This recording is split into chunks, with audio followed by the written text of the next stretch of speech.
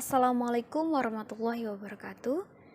Kami dari kelompok 4 akuntansi pajak hari ini akan mempresentasikan hasil kerja kelompok kami. Perkenalkan, sebelumnya saya Erin Sylvia sebagai pemateri pertama. Langsung ke materi ya.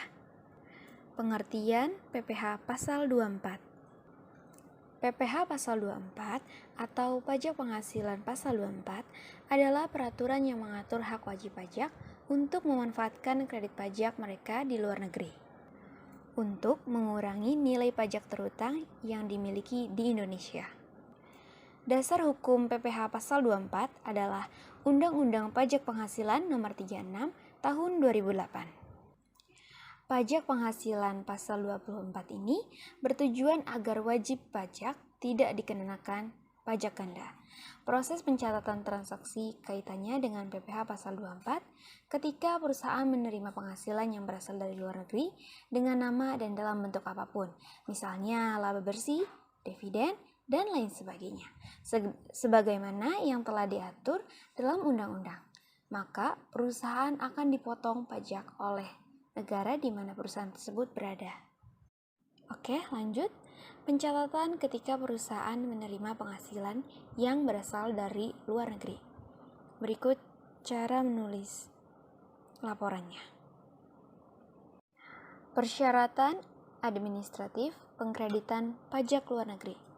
Wajib pajak yang telah membayarkan pajaknya di luar negeri dan akan mengkreditkannya di Indonesia harus menyampaikan permohonan terlebih dahulu kepada Kepala KPP atau Kantor Pelayanan Pajak dan dilaporkan bersamaan dengan pada saat pelaporan SPT tahunan dengan melampirkan laporan keuangan yang berasal dari luar negeri. Lalu, apa aja sih persyaratan administratif pengkreditan pajak luar negeri? Pada dasarnya, wajib pajak dalam negeri terutang pajak atas seluruh penghasilan, termasuk penghasilan yang diterima atau diperoleh dari luar negeri.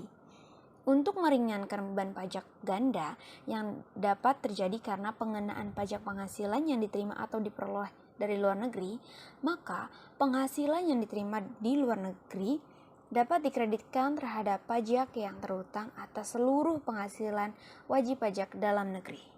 Lalu gimana sih mekanisme perhitungan PPh pasal 24? Nah, kita kasih example ya. Suatu perusahaan yaitu PT ABC pada tahun 2017 memperoleh pendapatan neto di dalam negeri sebesar 25 miliar dan dari luar negeri sebesar 10 miliar. Asumsi pajak di luar negeri adalah sebesar 20%. Gimana nih cara ngitungnya? Yang pertama kita lakukan itu penghasilan dalam negeri sama luar negerinya ditambahin dulu. Setelah itu kita akan hitung total PH terhutang. Habis itu dikaliin 25%. Kenapa kita ngambilnya 25%? Karena kan 35 miliar itu di atas 500 juta. Oke, setelah itu kita masukin ke rumusnya, yaitu penghasilan luar negeri dibagi total penghasilan dan dikali total PPh terhutang. Jadi ada 10 miliar dibagi 35 miliar dikali 8 miliar 750 juta. Yang hasilnya itu 2 miliar 500 juta. Jadi PPh terhutang yang sudah dibayarkan di luar negeri adalah sebesar 2 miliar 500 juta. Nominal ini yang akhirnya digunakan sebagai pengurang pajak dalam negeri. Bismillahirrahmanirrahim, saya Lela Kodriah dengan NIM 19082050044. Saya akan melanjutkan menjelaskan materi tentang akuntansi pajak penghasilan pasal 24, yaitu bagian objek dan tarif pajak penghasilan pasal 24.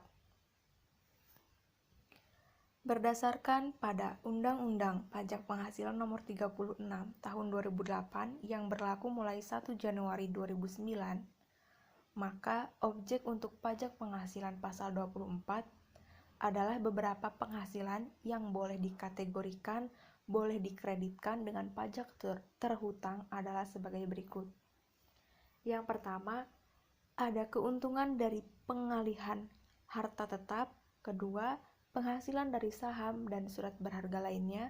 Ketiga, pendapatan lain berupa bunga, royalti, dan sewa yang berkaitan dengan penggunaan harta benda bergerak. Keempat, pendapatan yang berupa sewa terkait dengan penggunaan harta benda tidak bergerak. Kelima, pendapatan dari bentuk usaha tetap di luar negeri, jasa imbalan yang berhubungan dengan jasa, pekerjaan, dan kegiatan.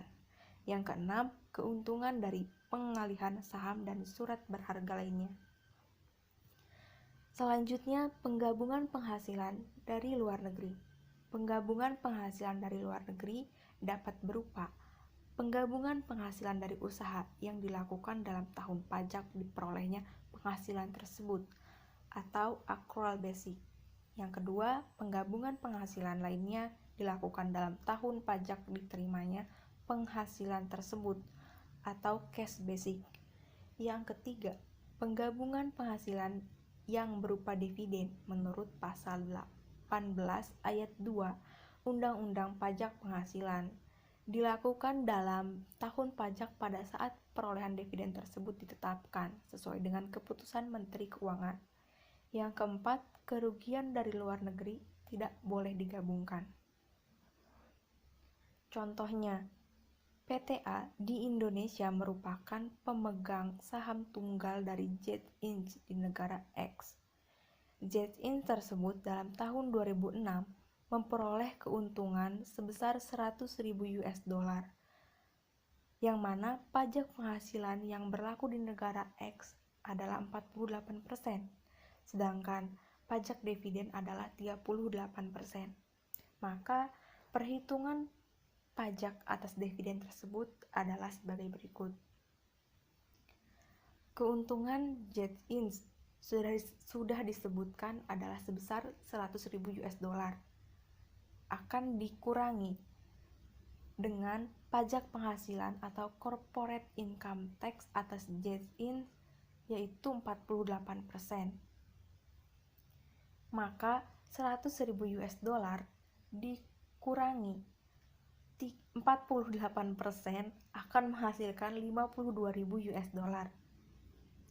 Yang selanjutnya, dari hasil tersebut 52.000 US dollar akan dikalikan dengan pajak atas dividen, yaitu 38%. Maka 52.000 US dollar dikali 38% akan menghasilkan 19.760. Kemudian hasil dari keuntungan yang sudah dikalikan dengan 48% yaitu 52.000 US dollar akan dikurangi dari hasil yang sudah dikalikan dengan pajak atas dividen.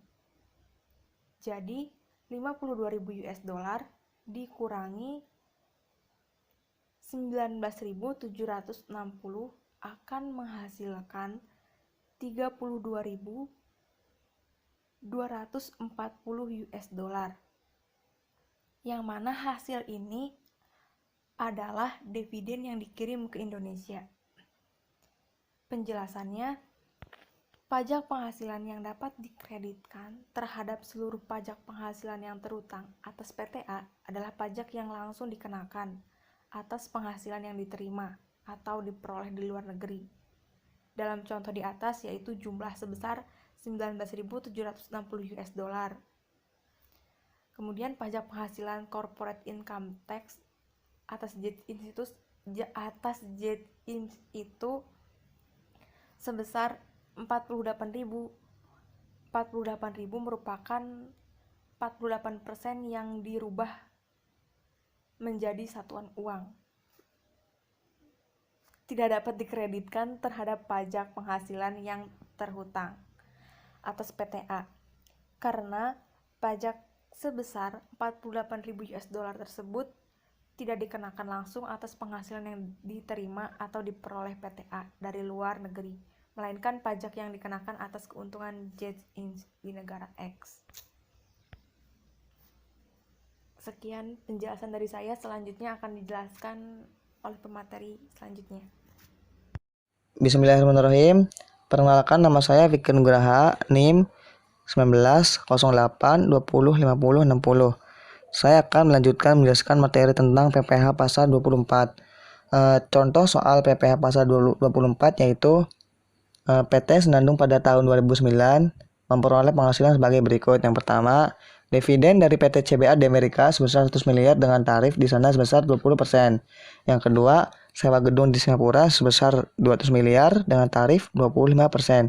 Yang ketiga, penghasilan dari Indonesia sendiri sebesar 300 miliar. Pertanyaannya, berapakah besarnya PPh pasal 24 yang boleh dikreditkan? Jawabannya yaitu pajak di Amerika sama dengan 100 miliar dikali 20% hasilnya 20 miliar. Pajak di Singapura sama dengan 200 miliar dikali 25% hasilnya 50 miliar. Jadi total penghasilannya yaitu 100 miliar ditambah 200 miliar ditambah 300 miliar hasilnya 600 miliar. Jika diasumsikan peredaran bruto sebesar pada tahun 2009 adalah 56 miliar. Pajak terutangnya 600 miliar dikali 28% hasilnya 168 miliar. Besarnya PPh pasal 24 yang boleh dikreditkan untuk yang A, dividen dari negara Amerika yaitu 100 miliar dibagi 600 miliar dikali 168 miliar hasilnya 28 miliar. Jika dilihat bahwa besarnya PPh yang dihitung berdasarkan undang-undang di Indonesia lebih besar, maka PPh pasal 24 yang boleh dikreditkan adalah sebesar 20 miliar.